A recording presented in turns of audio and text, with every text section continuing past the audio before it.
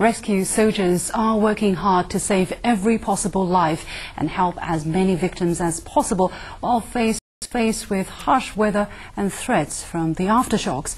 Zheng Suwei takes a close look at their life in the quake-hit areas and the spirit that they've displayed.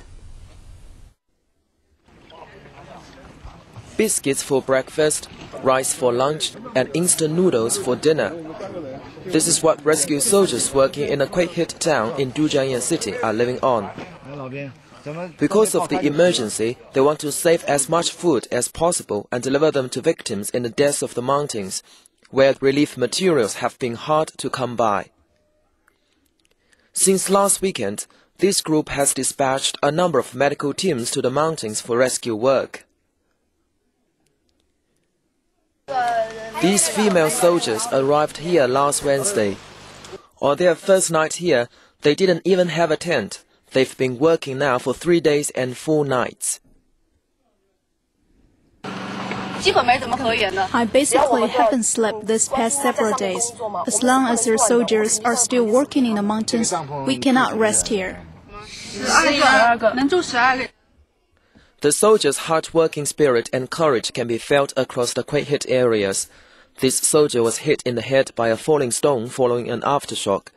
Some of the soldiers are themselves victims. Their homes have been destroyed and their relatives have been killed or have been missing since the massive earthquake. This soldier is carrying out rescue operations near his home in Dujiangyan. He hasn't mentioned it to anyone else. Instead, he's pouring all his efforts into the rescue. We began working immediately after receiving our orders. When we arrived at the rescue site, I found that it was my club's home.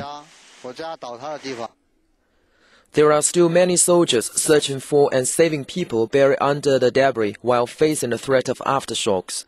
Many of them are carrying tools to the rescue sites by foot. They are even digging away at the rubble with their bare hands. Even when their hands begin to bleed, they are reluctant to treat their wounds because they don't want to stop working. Some have even suffered sunstroke and dehydration, but none of them are willing to take a break. Zheng Suwei, CCTV.